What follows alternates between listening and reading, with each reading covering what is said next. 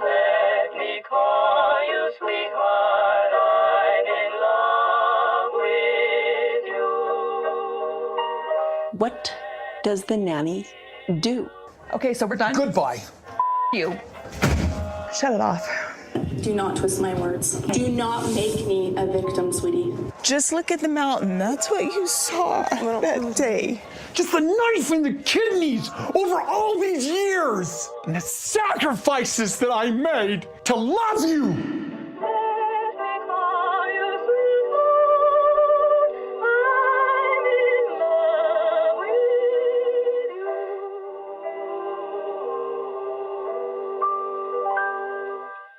Season 5, Episode 8, Hard to Say Goodbye. Goodbye. Well, it started out well, but, it's just kind of like a lot of our Sister Wives' journey. Who knows where it's going to end? This is the season finale of Season 5. I hope you're ready. Buckle up, because it's a moderate ride. A little bit of housekeeping to start the episode. Uh-oh. I recently saw a notification from Spotify come in saying that based on the number of listens and listener hours and all of that, like the stats, the analytics for our show, that other shows that get as many plays as ours have 4 times as many followers. Now, this is a stat that I'm not mad at because that actually means that plenty of people are listening to our show in comparison to people that are following. Ooh. So another show has like 4 times as many followers or subscribers as us on average, get the same number of plays as us. The ask that I have with this little bit of housekeeping is that if you listen to our show every week, but you're not following, you haven't subscribed, you just see it come up every week, well, we love that and we appreciate it. But if you wouldn't mind taking this minute to go hit follow or subscribe on Spotify or Apple Podcasts or YouTube or wherever you're listening to us right now, it would be awesome, and we would really appreciate it because that does give us some boost in the algorithm, shows us to other people that are listening to like shows, and it would just be really helpful. And realistically, there are other shows I listen to where they beat people over the head every week to like follow and do whatever, and we don't do that. We don't do that. This is just our once a season ask to please follow and subscribe if you haven't already.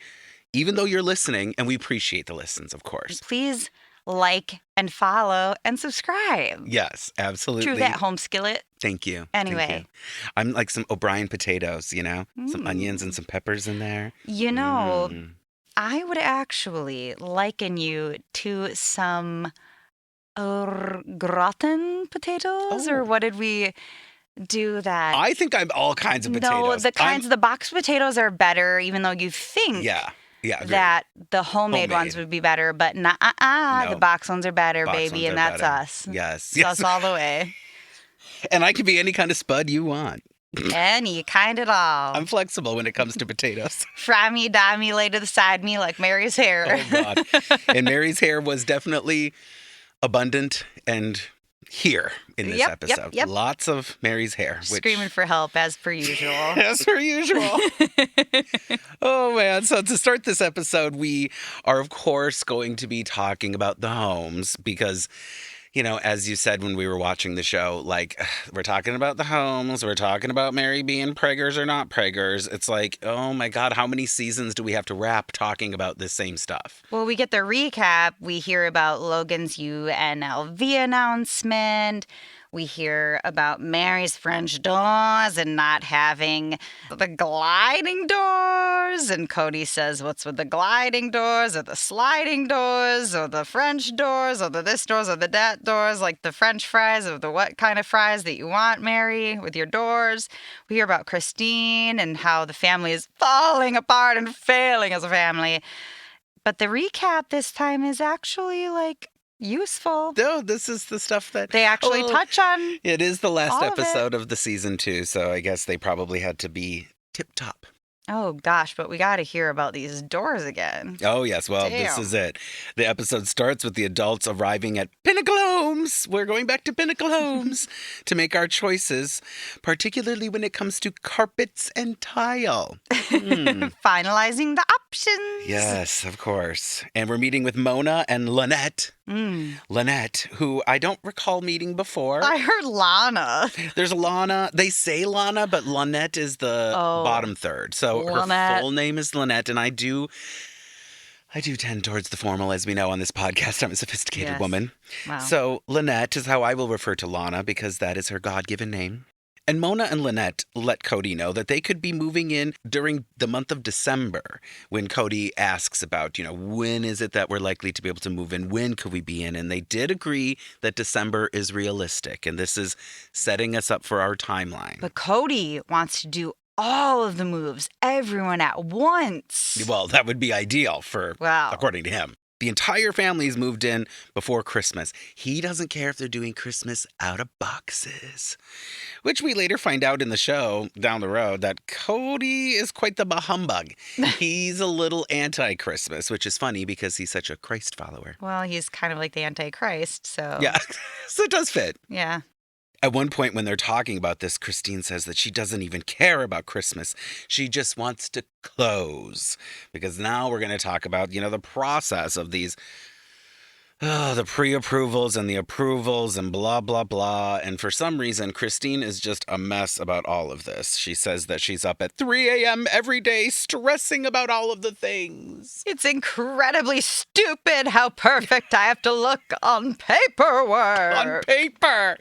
And it's so funny because it's like, well, anyone that's been through a pre-qualification process on a mortgage, and even anybody who's applied for a loan or whatever, it's like, yeah, you can't look like a fucking disaster in your paperwork. Like, it's not a big deal. It's not a big deal. It's not a big deal, but it is a big deal. Well, I know. When it comes to her. It's definitely a and his big deal. family.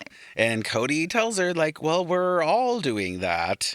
And of course, all the wives have to have some visual reaction to Kody being unsupportive in his comments about how we're all doing that. He can't just validate Christine. Why can't you? You just suck at validating.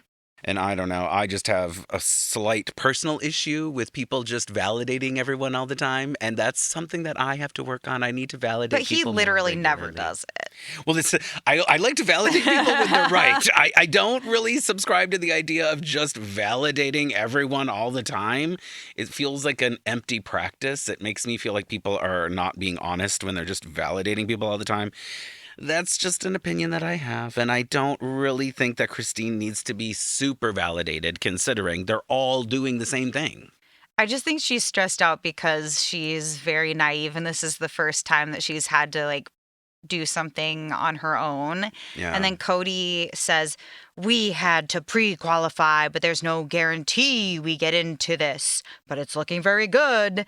But he just kind of harps on the fact that she's not the only one and they're all in the same boat, and he has to make it about him, but then he also brings in everyone else. So it's not, you can't just say, oh, he just brought it back to him this time. Right. But he does, in a sense. I bring mean, it he back to may look himself. like an insensitive asshole. I'm just saying I'd probably be in the same boat. I'd probably be going, listen, girl, we're all trying to pre-qualify. Well, she's also studying for this exam probably at this time, she's already and passed, she's on her honey. own, and She's she's got already- True. She's already one of Las Vegas's most pristine realtors. Yes.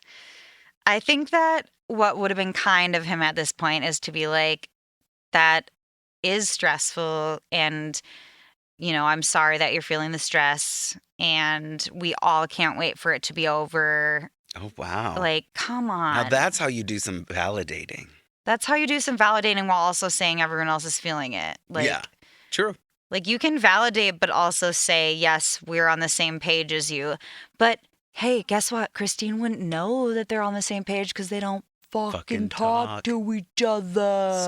Straight up. So, Lynette suggests that all the wives make their choices individually because that would make things a little more easy, keep things moving along, which does make sense.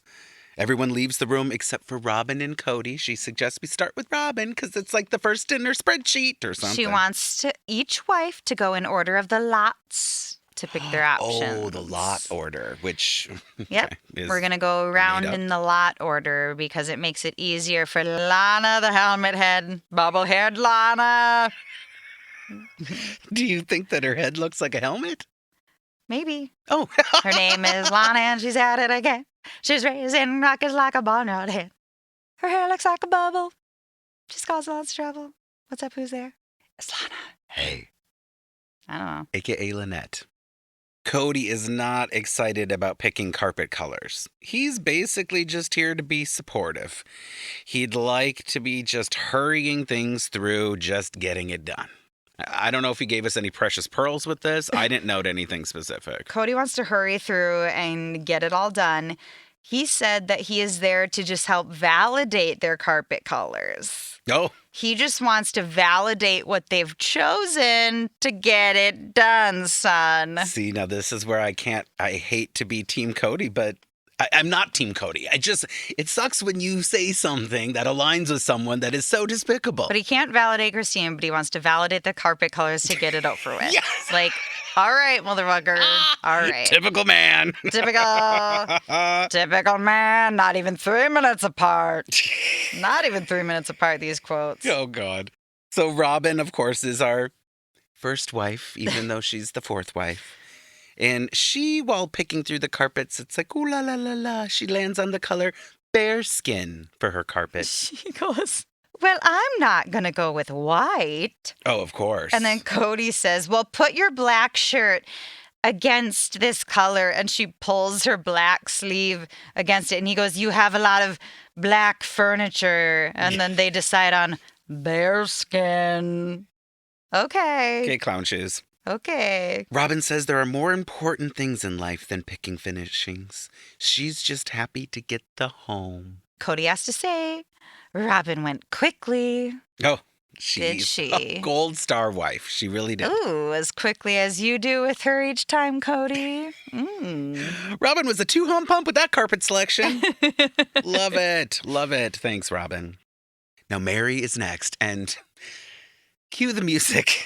Dun, dun, dun. Meri is next. When Robyn has left the room, Lynette tells Kody, while he's in there alone, that Meri is $200 over budget before making any of her current selections for the day. So, $200 over budget. All right, sounds good. Bring in Meri. So they still need to pick around $5,000 worth of things in the home. Mm-hmm. And she's $200 over budget. And of course, they have to tell Kody this before she even comes into the room, though. All right. So cue Meri walking in all innocent. The dramatic music is playing like, it's gonna happen, it's gonna happen. She's turning the corner, she's coming through the door. Here she is. And what does Meri say that actually ties in really well to the soundtrack happening? She says, it almost felt a little bit ominous when I walked into the room. And I LOL'd because I'm like, they literally played ominous music and then you ominously walked into the ominous room. Yeah. Kody makes a comment about Mona and Lana saying that she's already over, so they don't want her to see or look at things that are over budget. And it was kind of this like underhanded like comment that's not focused on. I think it was kind of like a passing thing while they're showing another shot. But it seems like they're teeing it up like, please don't show Meri. We're not going to show her unbudget options. I think. Well, because as we see later, there's like some baseline carpet options. And then, of course, there's nicer carpet. And it's like, don't show Meri the nicer carpet because she's just going to go, oh, God, how can I not live without this nicer carpet? And it's like everybody lives with normal carpet. Like, Yeah. hello. She's wearing this like dark purple tank top and this light purple tight skin long sleeve shirt. She's trying to outdo Robyn's purple people eater look. Oh, gosh, there's no way you can be more purple than Robyn. Oof. Kody tells Meri that she's $200 over budget. Now, what I love about this is as he's telling her this, he like starts grabbing the tile samples and the whatever and the carpet samples to get started. Like, okay, so you're $200 over budget. Here we go. Here's the things. Like he's making it all like quick. Like, let's go. Here we go. It's going to be fine. And Meri's like, hold on a second. Am I really already over budget? Yeah. It's like, yeah, bitch, how do you not know you're over budget? She should know she's over budget. Yeah, she's like, Kody, you have this weird, funky energy, and it's stressing me out. And Kody is like, well, I'm going to have to insist on a few things, like a washer and a dryer. And we hear that she hasn't even picked out important things yet, like a washer and a dryer. And I think this is the first time we're hearing, like, okay, you're $200 over budget, but you still don't have a washer and a dryer. Yeah, and maybe that's the last round, like in this last round of selects. I don't know, but we do find out later that Kody, of course, is of the opinion that a washer and dryer should be part of their budget so that she doesn't have to buy one after they move in and deal with the, I don't know, delivery and whatever. He kind of makes it sound like it's a big deal. And I don't really know that it's a big deal. I think it's like, if she wants to get it later, then let her. I mean, if she's the bitch that's going to have to do laundry. You think Cody's doing laundry in that house? I think the big deal is that he doesn't want, the big deal is that he doesn't want her bringing her shit to Robyn's house. Oh, God, right? What if she shows that would be a up? big deal. That would be a big deal. She can't walk in while they're dealing with the pickle, Because Meri suspects that Mona and Lynette have already told Kody to watch out because she's over budget. She tells this to camera, and it's like, duh, like, of course. And that's when, she says, this is really causing me stress. Yeah, she starts crying. And Kody shows her the tile and granite she previously picked out. He asks her if she even wants to see more expensive carpet given her budget overage. She says, yes, just for fun. It's Just like, for no, fun. it's not going to be fun. That's why everyone's trying to spare themselves from having you look at it. Like, I it's want to not see going all to be the fun. options. And who thinks it's going to be fun? I don't know. Maybe I'm an idiot, but if I know going into a situation that I only have so much money, I'm not going to be like, show me the things I can't afford. This is why they warned him, but also at the same time, I feel like it's a little like gross to warn him because it's saying that like the man has the dominion and he'll make the final say and please talk some sense into your dumb wife. Yeah, I feel that. So I kind of get it, but I don't. Like maybe after this long of working with them, they know that it's a good idea to tell him to help talk some sense into her. But if they really knew them, they would know that's not a great idea. So the whole situation just backfires on them. Well, it's almost like a little too interpersonal as well because like they're there doing a business deal. It's not like, is it really their obligation to keep the budget low? Like probably not. Well, I'm sure Pinnacle Homes would be happy to have her overspend her budget. I think that the problem here is that there's so many homes that they can't just go over budget. If it was one home, like if it was me and my husband building a ticky-tacky home and picking these options, they wouldn't mind if we went over budget a little bit. That doesn't fucking matter to them. But when there's this big of a like thing on the line, of a sale on the line, and all these homes are dependent on it, and the family could back out because one of them fails at making this qualification happen, I think that that's why. That could be. I would assume that it's more of a self-serving thing so that they don't lose everybody over it. Or have any issues with financing at all. Yes. Like, that makes sense. 1,000%. Either way, it's a little gross to me to go behind a spouse and say something to the other spouse when you're supposed to be working for both of them. I see that. When Meri does say this, yes, just for fun, looking at the carpet that she knows she can't afford, this dumb bitch, she looks like she's going to pull all of the fried hair out of her fucking head. Like she looks like as she's saying, I want to look at the carpet just for fun, it looks like she's in near tears. I mean, which she looks like a lot in this episode. Yeah. But it's like, girl, why are you doing this to yourself? Like, it's like she's torturing herself and it's weird. I mean, it's like, darling, you could just not color that hair for 5 months and pay for that carpet that looks like your hair if you really wanted it. But I wanted the carpet that closely matched my hair. I wanted people to lay on my carpet and look bald. Cody's like, Meri, put your head on the table next to the carpet and let's see which one more so closely matches your head. Oh, no. Kennedy, the hairdresser. No. Oh, Kennedy. We're going to hear about you later. Oh, Kennedy. Calling oh, you out God. now. How did we not start the episode by letting people know we are going to be introduced to Kennedy? Oh, God. We're failures. Oh, no. We have an interjection where they're on the couch for a spotlight moment, and Meri tells Kody that she can be logical. She tells him he had a wall up when she was walking in, and he was just going to tell her how it was going to be. I guess that's what happened. But why is she so butthurt about it? She's impractical. If anybody wants a very good image of how Kody looks right now, I'm going to say a very niche comment. And if you get it, please let me know in your comments.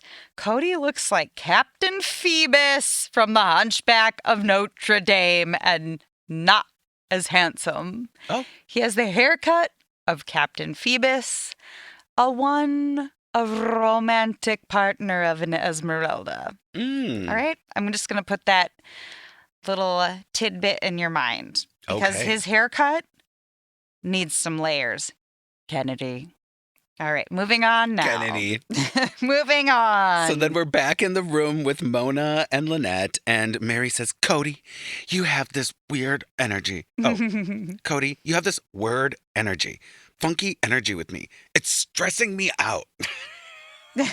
And she just always looks like she's she's constipated and she's gonna have a nervous breakdown. And it's like, oh my God, bitch, we've been in the room at this point for 1 minute. Oh my God. That sunless tanner has set into the cracks and she is stressed out. And it's showing. Me out. Kody, sorry, Mare.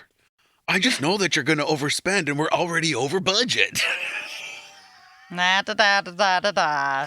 Meri, I'm going to need you to not have this energy. You're stressing me out. It's like, okay, enough with the stressing you out. You're not, my God, these people. She starts tearing up and these big crocodile tears look like they're going to start pouring out. And she goes, can Christine and Janelle go first? Mm-hmm.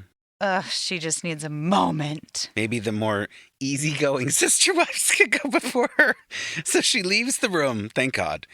And she tells the camera she just needs a break to figure it all out.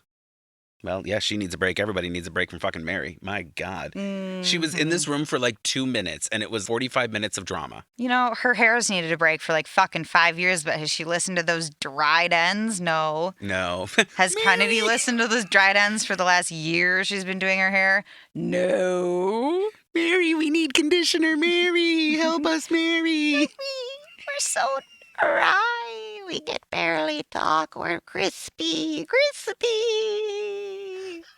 So gross. So ridiculous.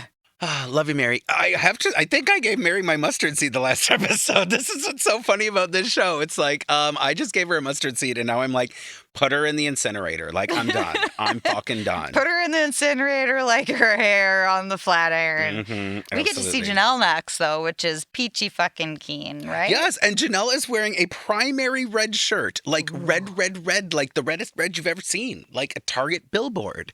Ooh. And I'm like, wow, Janelle, your skin is very light and your hair is very, very light. And you're wearing this bright red shirt. And it was kind of... it reminded me of TV shows where when things move and it kind of blurs because it's just so hard to watch. But it was just Janelle's shirt. I thought you were going to say it reminded you of Robyn's cold sores, but you missed that little I missed tidbit. that tie-in. God damn it. Well, Janelle says that she doesn't have the budget to pour a concrete pad off the back door. She's aware of this. This is what she'd like to do. She wants a concrete pad off the back door, but she knows she doesn't have the budget. Now, Janelle is our shrewd businesswoman, a.k.a. No. She already knows what she can afford or not based on all of the work they've already done. Well, right. And she would rather have blinds on her. She would rather have blinds. She would rather not be blinded by the light every morning. She wants blinds. She has to choose. She wants blinds. She wants builder-grade blinds that all of her kids are going to fuck up like the cat blinds in her apartment. Right? Oh my God. Just imagine those broken, hanging off blinds. She has to choose between the cement pad or the blinds, and she chooses the blinds. And Kody is like, well, then all the kids are going to be dragging dirt into your back door, and you're going to have to put up with that. And she says, well, I guess I'm going to have to DIY a back pad. Because I want the blinds. She wants the blinds. a DIY girly after my own heart. Well, this is, I mean, you know, a cement pad off of a dusty backyard is probably the way to go, in my opinion. Like, we are talking about the desert. Like, their lots are literally just sand. Now, if you were to say, I'm going to build something outside of my house to like stop the dirt with some from coming in. pavers, like, Well, come on. If you were going to do it, I would say I see it. Janelle doing it, we'll see. Well, We'll see. I could make blinds or a cement pad, so I would give my husband the God. option. You're like hand making blinds. Shut up! Did you see our guest bedroom? I made those fucking curtains in the guest bedroom. Curtains are one thing, blinds are another. Okay, well, curtains versus blinds.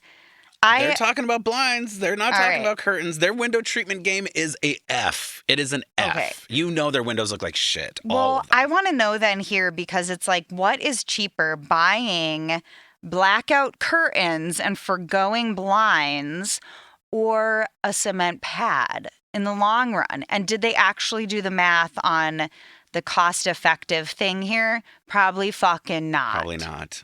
This Because- is why I'm saying I just would have had the pad poured because Yeah. it's easy and it's done and you don't have to deal with it. I don't know. Curtains are expensive, Curtains, though. I know, but curtains are also something you can just go to the store and buy. Yeah, So, but these I don't know. dumbasses probably can't measure for curtains and hang a curtain rod to save their fucking life, which is True. why they go with blinds. Christine would be like, I had to buy blinds and I was up at 3 a.m. and I didn't even know what to do. And it's like, oh my God, how have you survived? Like, how many homes have you been in where they don't have curtains and they just have blinds? Yeah. Like, a lot. A lot. I know. So sorry to anybody that doesn't have curtains and just has blinds. But I'm kind of the opposite. Like, my main rooms have curated curtains from like ceiling to floor to elongate the windows, and like they weren't super expensive, I guess.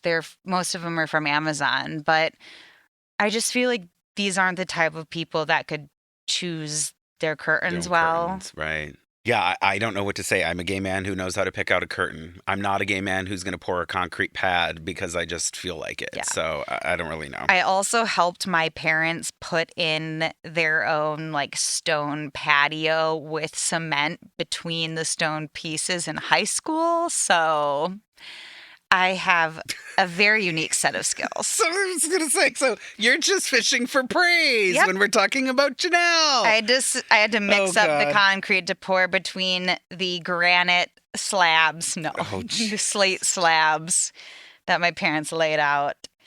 You know, child labor. It's for free. Janelle, you got a lot of kids. I think you could do it. Just saying. Moving on, Mona says, we're done. That was easy. And I'm like, LOL. Yeah, like if anyone's going to make making a budget decision easy, it's Janelle. Is it the wrong decision? Yes. But did Janelle make it? Yes. Mhm. And was it easy? Yes. So thanks Yeah. for letting her know, Mona. Cody says, good job. You got to give me a kiss because that was so easy. I'm like, can you Gross. imagine saying that to your spouse? Like, kiss me because you made it so easy. Like, It's like a treat.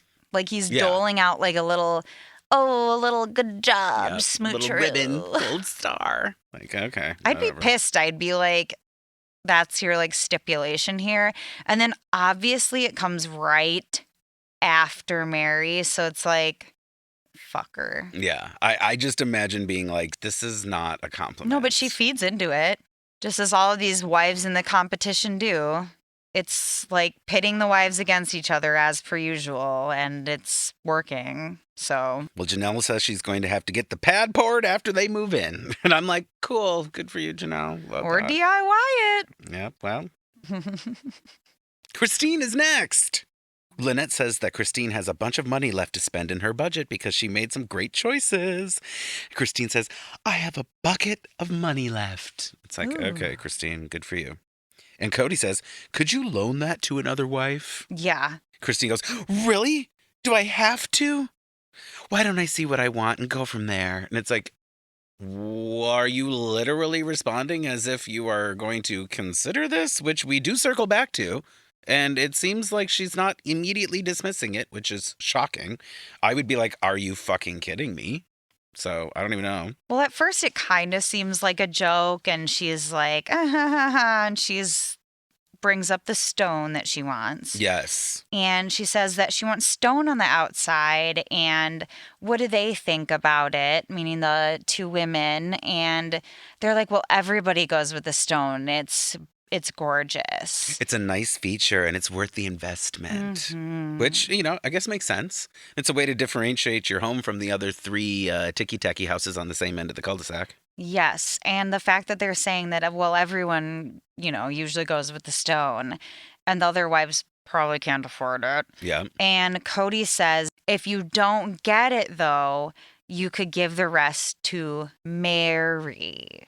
I mean, God. Yeah, Christine says, I want to see how much the stone will cost to do, but most likely I'll probably do it and be selfish with it. And it's like, okay, like no one thinks it's selfish. Kody says, it's up to you. And I'm like, of course it's up to her. That's the point. And Christine says, are you trying to guilt trip me? Cody's like, no, not at all. And she says, good. And then they flash back to the couch. Oh God. And now we get an opportunity to hear all these adults talk about it. On the couch, Kody claims that this was a joke. He claims that offering her budget if she doesn't go with the stone to Meri is a joke. It was not a joke. Mm-hmm. It was very obvious it was not a joke and that it would have just made his life easier. Yeah. If she had said that and been like her normal keep sweet Christine self. Yeah. And not done the stone and given it to Meri. And Christine says, well, it made me feel selfish and it made me question myself for doing it. I felt that it was something I should give to Meri. And I don't blame her. There are times where people put ideas in your head, whether it's a joke or not. And all of a sudden it has you questioning your own intentions or if the mistake you made was simply a mistake or not.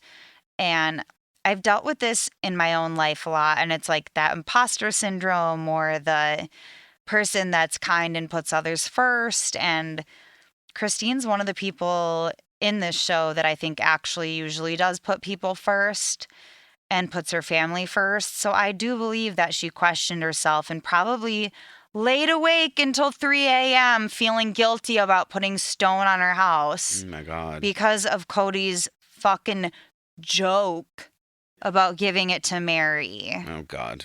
When Christine is talking about this, she tells Meri, I'm sorry, and I hope that you don't think it's selfish.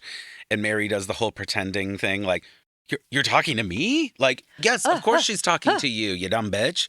And that's when Kody says, I was joking. And it's like, no, he was not. Yeah. Meri does try to reassure Christine that it's not selfish. And Meri did snap to it. I hope that it was more than just a narcissistically driven realization that she looks like a bitch in the moment by being like, you're talking to me? Because it's like, yeah, of course she's talking to you. Like, you're the one that's over budget. And she's saying, I feel a little like maybe I'm being selfish by not sharing my budget. Meri says, absolutely not. I feel selfish being over budget.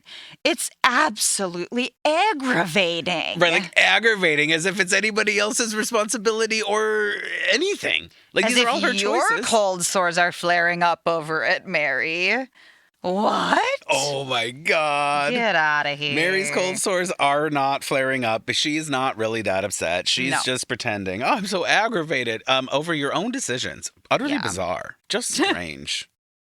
We return to the showroom at Pinnacle Homes, and Lynette shows Christine her laptop screen, and basically we don't see any details, but she's demonstrating to Christine that she can afford the stone.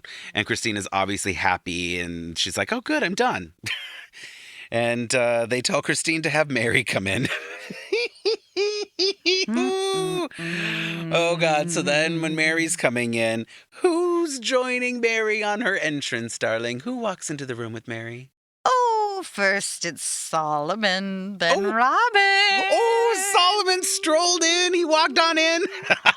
He sure did. He was just in Robyn's arms being like, carried in with some headphones on, bebopping to those tunes. All right. Solomon has headphones on. He attempts to take them off, and Robyn stops his little hand, and she won't let him take the headphones off. And this is where I had to turn to the interwebs. And I said, why does Solomon have headphones on? And the first thing that came up was literally this episode, and a Reddit user says, clearly he's working customer service for my sister wife's closet. Hazel is holding on line 2, asking for a refund. Oh my God. And this was 3 years ago. And I laughed Oh my God. in my brain, and I clocked it for this moment. Oh my God. But why is Solomon wearing headphones? And why is Robyn keeping him from taking them off? And I know that she has a son that's on the autism spectrum. So in my mind, I had to look this up and be like, is Solomon like on the spectrum? Is he wearing headphones because he's not good with sound? But no, they look like they're plugged in. Yeah, they're plugged in. They're on a thing plugged into a device. And even at this time, you had to have known that, like, children listening to headphones isn't great for their ears. Oh. Like, what is he listening to? Like, Baby Einstein? Like, I don't even know. But it's weird. And also, like, to stop him from taking them off is weird. A sound deprivation situation is very weird to do to a child when they're trying to take something off. I don't know. I have children with ear tubes, and to me, like, if my kid was listening to something while we were like sitting in a store or in a situation where we were waiting, and one of them tried to take their headphones off, and my kids are even older than this, I would let them. Yeah. It just seemed like a very bizarre situation, and like to drown out the noise, to drown out the potential fighting, like, I don't understand it, and it was worth noting to me. Well, and I'm not going to pretend to know anything about kids or autism or ear tubes, but when I was witnessing this, I was going, he's so young. So Like young. he's just like literally I don't want to say a newborn, but he's a little chunky toddler. He's not a toddler. He's like he's an infant. Yeah. He's little. And so like, how would you even know that he would require headphones? You don't. I mean, like, it just seemed like a bunch of whatever, and it was like, why is this happening, Robyn? We would put headphones on my kids from a very young age if we went to any sort of live music, and that was even when we were standing like very far away from the live music. But they were just headphones for muting sound to protect their ears. It wasn't to make them ever listen to anything. I don't think we've ever actually truly put headphones on our kids to listen to music ever to this day. And I almost have a 4-year-old. Yeah, I'm not familiar with people putting headphones on their very young children to listen to any audio. It's just a bizarre decision to make. And I don't know why I made such a big deal about it, but obviously I looked it up and other people were commenting on it. That was 3 years ago that somebody made a Reddit post asking about it. The customer service for my sister wife's closet. That's and so there were good. multiple other funny comments about what it was really about. People were like, oh, it's a sermon about celibacy. Like people were commenting a bunch of funny stuff. But that's great. Other people noticed it enough to create an entire Reddit thread about it. So I don't know. Bizarre. Well, as Robyn enters the room with baby King Solomon, Kody has a voiceover saying something along the lines of like, I just figured she'll probably go to get Robyn to complain about it and then get Robyn to side with her so that I'll do something. After he's done saying this, they cut to a couch moment where Meri kind of interrupts his soundbite and is like, are you kidding me? It's not about getting somebody on one side or the other. Is that what you think this relationship is? A competition? And it's like, a competition? Bitch, you're missing the point. He thinks you're going to go get her to like soften the blow and like sand down the edges and make it so that you guys are not fighting. And that's literally what he says. No, I didn't mean to side with you. I meant to validate you. I'm sorry. There's a reason I was in that place, Meri, which of course, like Meri can't really listen to logic. And then she says, well, let's just keep putting the blame on somebody else. And it's like, what does that even mean? Do you know what she was even talking about? Is it that she's thinking that he needs to be blamed for something and he's trying to put it off? I think that he feels like ganged up on when it comes to Meri and Robyn. And if we're looking at the last episode with the, travel and Meri riding with Robyn and Meri and him fighting and then Robyn having to be there and then maybe he's embarrassed because he's acting like his true self in front of Robyn.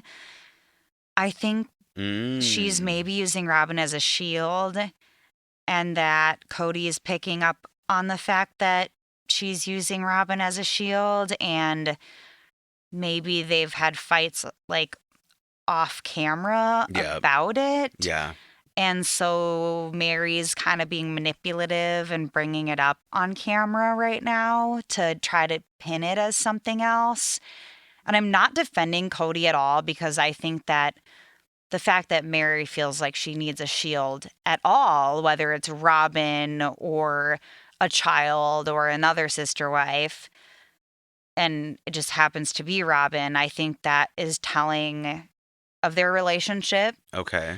But I think that the whole situation seems manipulative and they're both trying to call each other out for it without actually saying what it is. Exactly. I feel like they're both skirting. Skirting. What's really happening. Yeah. And I just didn't really get her comment. It seemed to me like she was just kind of maybe a little bit more...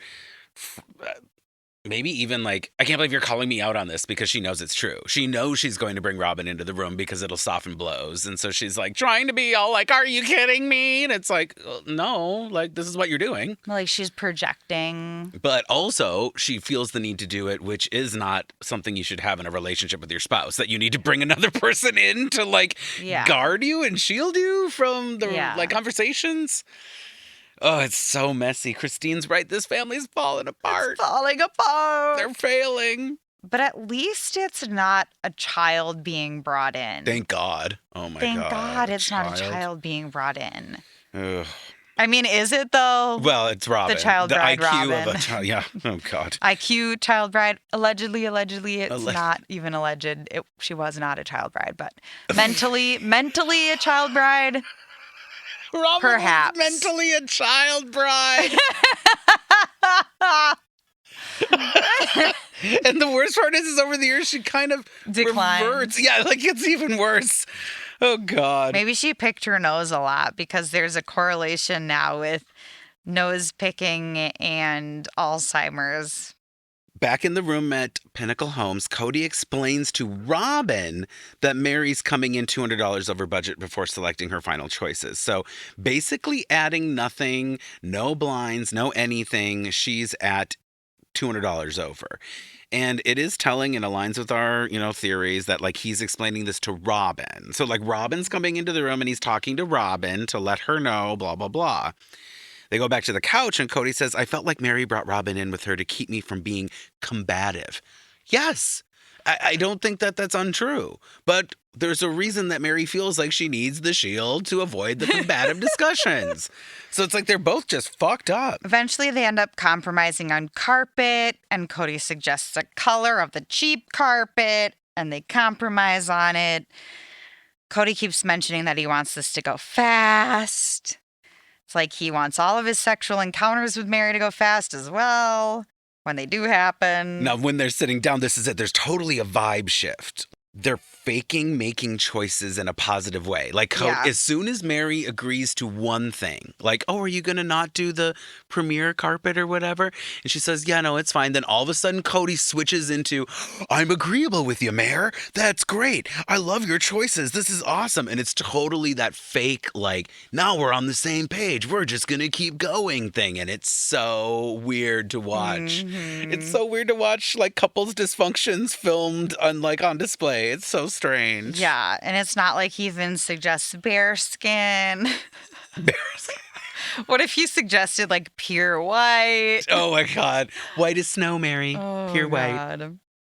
At the end of everything, she ends up being $4,665 over budget that she's going to have to come up with like out of her own pocket money. Which I love because they actually said $4,665 and I was like, she's only $46 over budget? Why the fuck are we even talking about all this? And then I realized, Chris, you're a little slow. It's not $46.65. It's like $46.65. Like $5,000 over budget. Yeah. And when Meri's solidifying, or, when they're wrapping up this discussion, Kody reminds her, you're going to have to plan on buying a washer and dryer along with the blinds. So once again, Meri is making these choices and does know that, okay, you're going to have to get window treatments. You're going to have to get a washer and dryer. I don't know why there's such a pushback on that, in a sense where, like, if I was operating a budget and someone told me that and I understood it, I'd be like, got it. I'll get the washer and dryer. I'll get the blinds. I'll get the curtains. I think the problem is when you're factoring in a home loan and home payment each month and then your income each month, you're not factoring in the extra, like, Best Buy bill each month. So, like, it depends.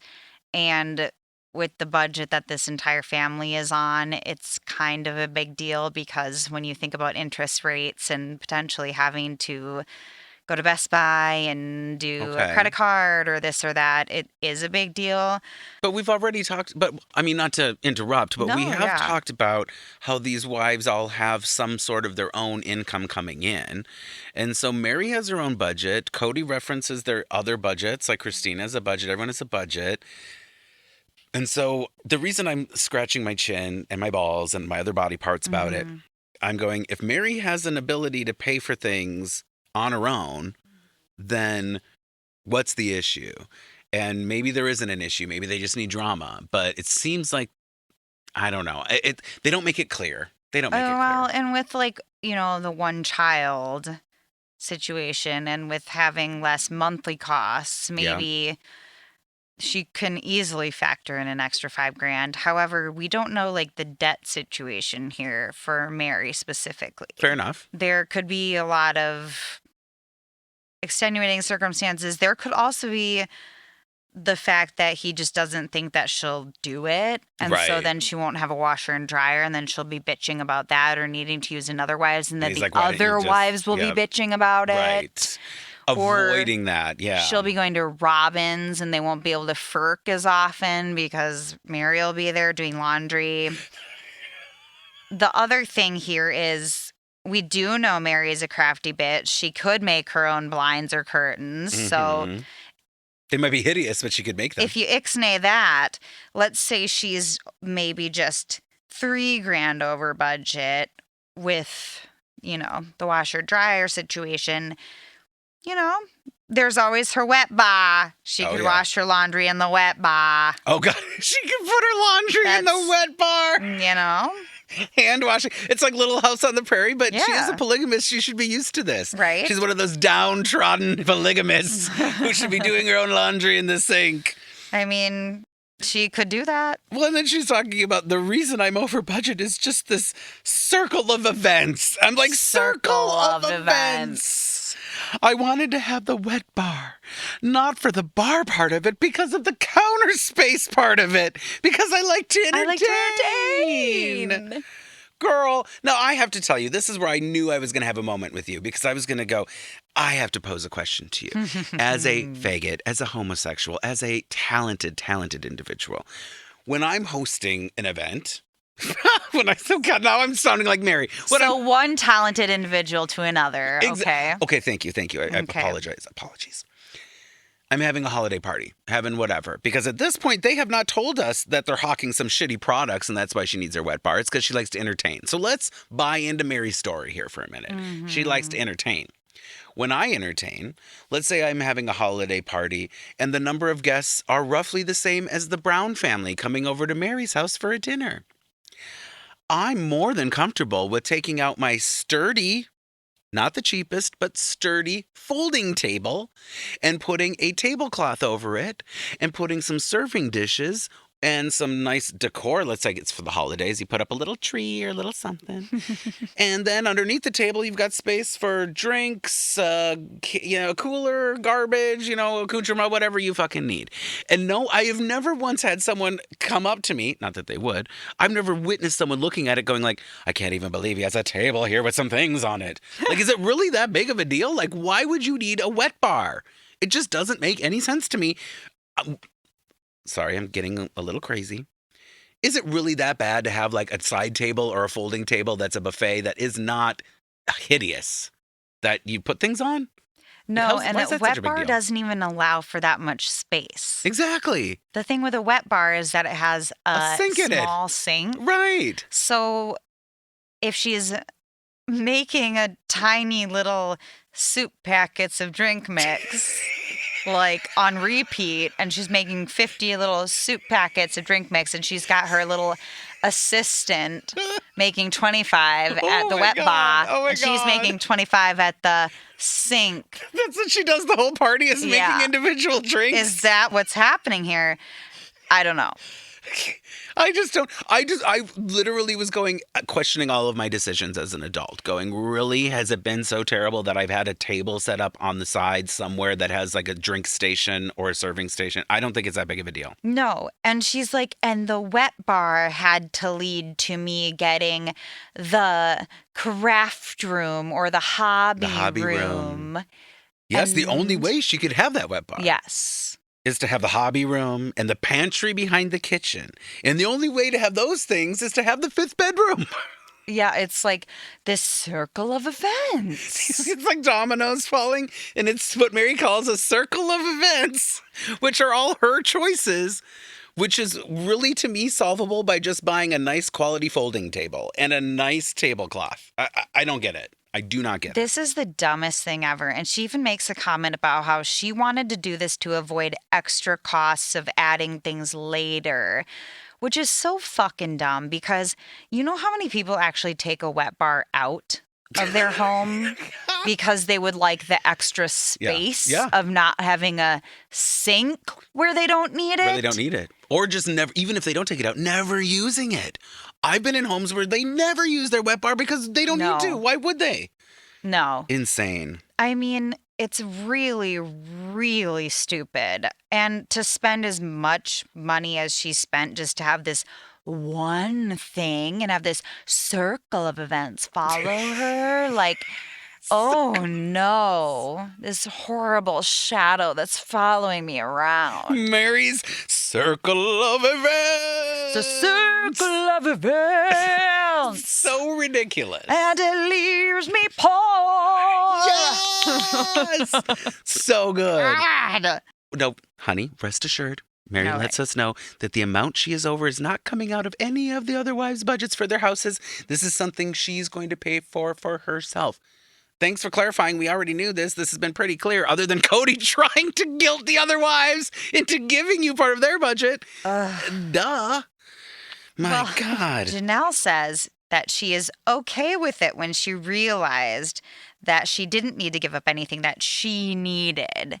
So it was almost like Kody had behind the scenes to the other wives mentioned that if they gave up a portion of their budget, like he did to Christine on camera, Janelle's saying here right now, okay, when I realized that I didn't have to give up a portion, I was fine with it. Yeah. So Kody tried to guilt all these wives behind the camera to give up their budget?